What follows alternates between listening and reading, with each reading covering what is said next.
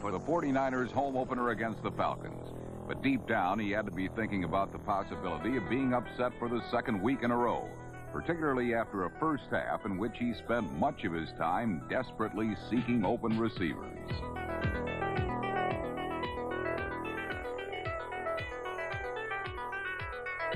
The Falcon defense smothered San Francisco for 2 quarters, and Atlanta was able to take a 10-0 halftime lead, thanks to this 17-yard scoring strike from Steve Bartkowski to Anthony Allen, number 85. Atlanta, it seemed, was on its way to victory.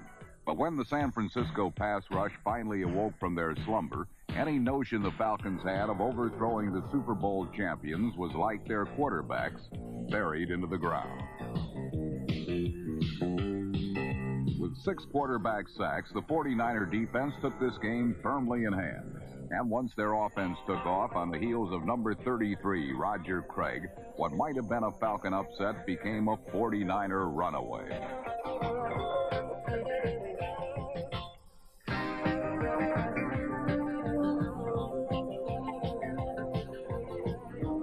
Craig's 62-yard touchdown run spurred on a San Francisco comeback that saw the 49ers register 35 second-half points.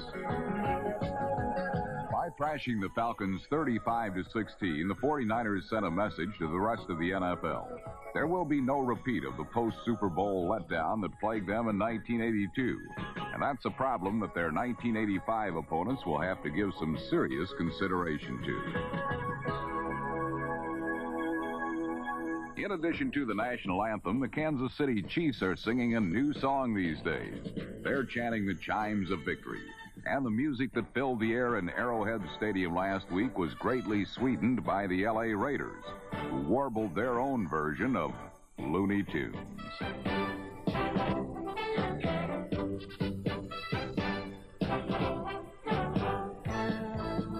The Raiders coughed up a chorus of turnovers, including this Jim Plunkett present that led to a Kansas City touchdown.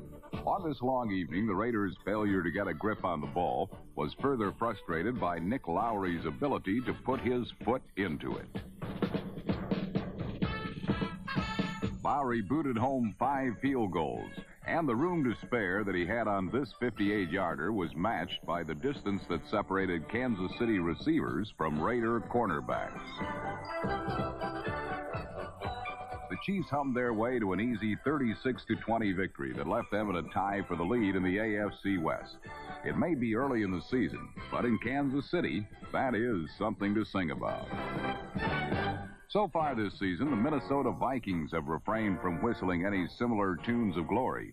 Instead, they have been quietly listening to a more vocal Bud Grant. And judging from their inspired play, it is apparent that they have well heeded his words of wisdom.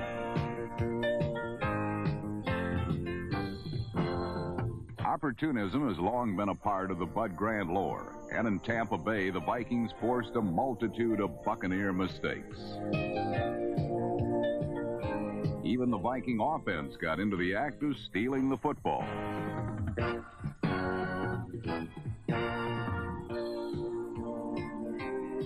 The Bucs' costliest turnover came late in the first half when the Vikings' Joey Browner, number 47, returned a tipped Steve DeBerg pass 15 yards for a score. The Vikings built up a 24-3 lead before the Buccaneers managed to make a game of it with a second-half rally, capped off by DeBerg's fourth-quarter touchdown toss to tight end Jerry Bell, number 82. But unlike the Vikings of a year ago, a team that had a penchant for folding in the fourth quarter, these rejuvenated Vikings are fast finishers. And when Tommy Kramer hit a wide-open Ted Brown on this 54-yard touchdown pass, the Vikings closed strongly for the second week in a row. Minnesota prevailed 31-16. Of course, 2 games do hardly a season make. Bud Grant may be no miracle maker, but what words he has preached have proved to be mighty strong medicine for the men of Minnesota, who appear to be fully recovered and on the road to respectability in the National Football League. Performance the week before, Saints coach Bum Phillips stuck by his quarterback, Dave Wilson. Wilson improved his 1.7 quarterback rating, but only when he had time to throw.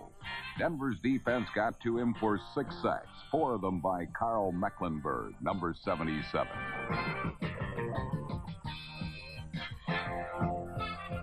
New Orleans defenders reached Bronco quarterback John Elway half as many times. Not enough to prevent him from completing a career-high 28 passes, 4 for touchdowns. That included 1 each to Clint Sampson and Butch Johnson, number 86. The book on Elway has been that the strength of his arm may be his weakness, that he tries to throw the ball through defenders rather than over or around them. Not so on Sunday. In fact, he has rewritten his book by adding the soft touch to his repertoire, evident on a short-scoring pass to Gene Lang, number 33, that helped hand the Saints their second straight defeat, 34-23.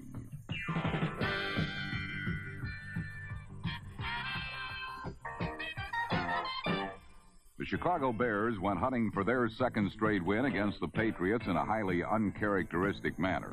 Running back Walter Payton ran for just 37 yards, coughed up a rare fumble, and for a brief while, the Bears became the hunted rather than the hunter.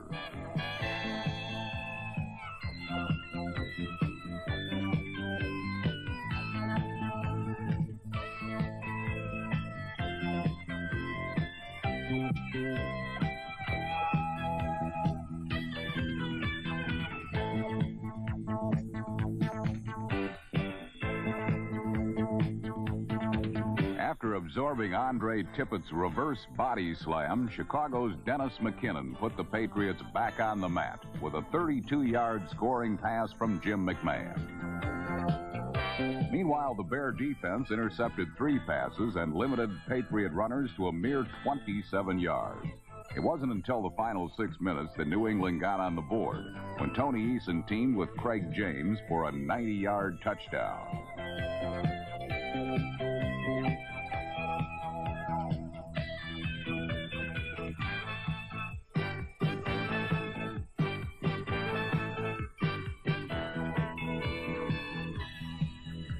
The 20-7 Chicago win was no surprise, and neither was Houston's first-half performance against the Redskins.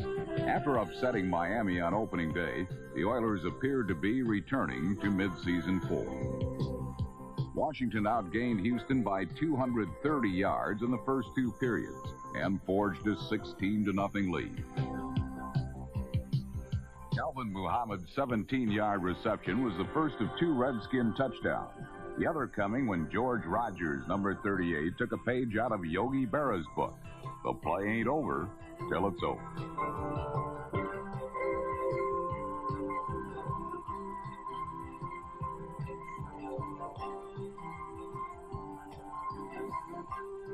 Rogers paid dearly for the 31-yard run. The next day, he was placed in traction with a sprained back. And from that point on, the Redskin offense was immobilized as the revived Houston defense shut out the Skins the rest of the way.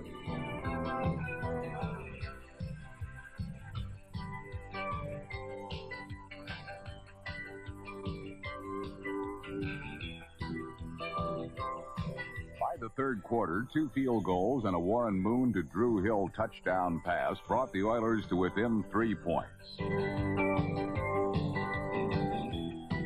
Hill tightrope the end line with the skill of a high-wire performer. But with 4 minutes left in the game, his second act was ruled illegal.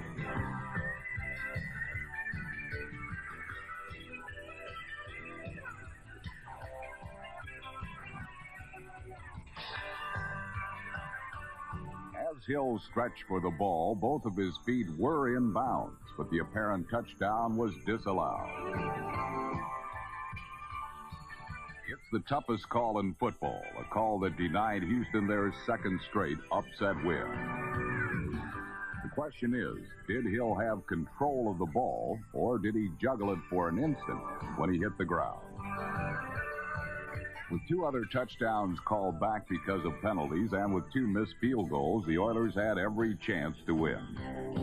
But even their 16-13 loss made it clear that the once lowly Oilers are prepared to challenge the league's traditional powers.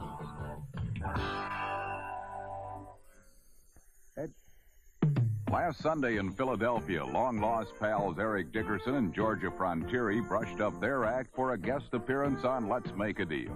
But once the Eagles and Rams dressed up in their eye-catching garb, it was Henry Ellard, number 80, who picked the winning door, the one that led straight to the end zone.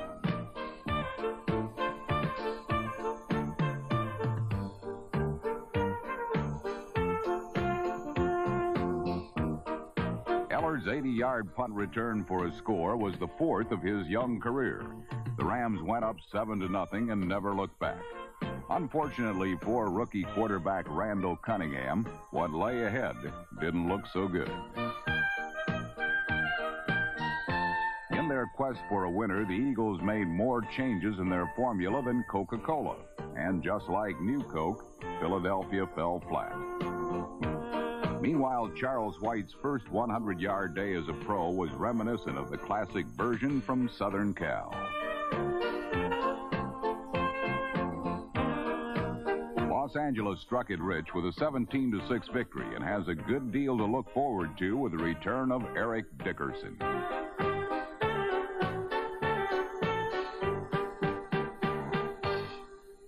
Things had been looking up for the Giants until they reached Lambeau Field, where the Packer defense brought them down. As much time as Phil Simms spent on his back, he finally learned to throw from there.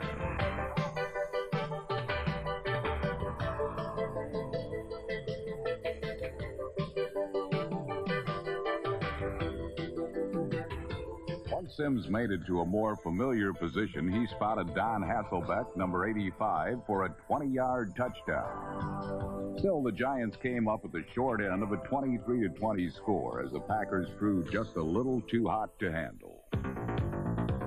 The Jets couldn't handle their embarrassing defeat in Week 1 at the hands of the Raiders. So against Buffalo, New York did the embarrassing.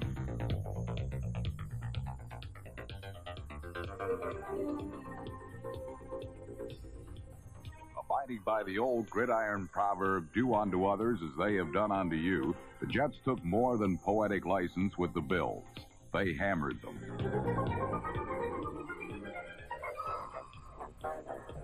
Although he's worked his magic in the past, Vince Ferragamo allowed scoring opportunities to disappear as defenders' hands were quicker than his receivers' eyes. Ferragamo threw 4 interceptions, but none more costly than this misfire to rookie cornerback Kerry Glenn, number 35. The Bills were the epitome of low comedy, while Freeman McNeil exemplified the Jets' high heroics. This workhorse galloped for 192 yards, including this 69-yard sprint, the longest of his career. The Bills found out that trying to hold back number 24 is like harnessing a team of Clydesdales.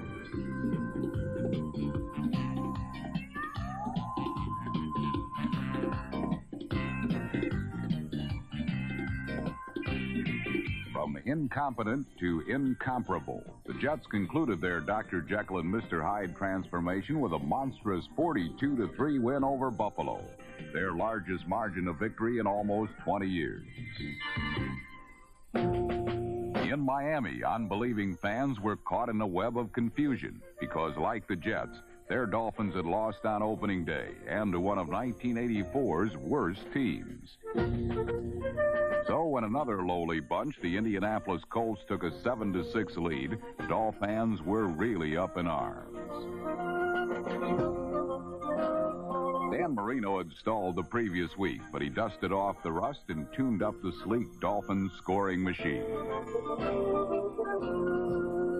The alien sound of booing which filled the Orange Bowl air was quickly replaced with the familiar sight of touchdown passes to Mark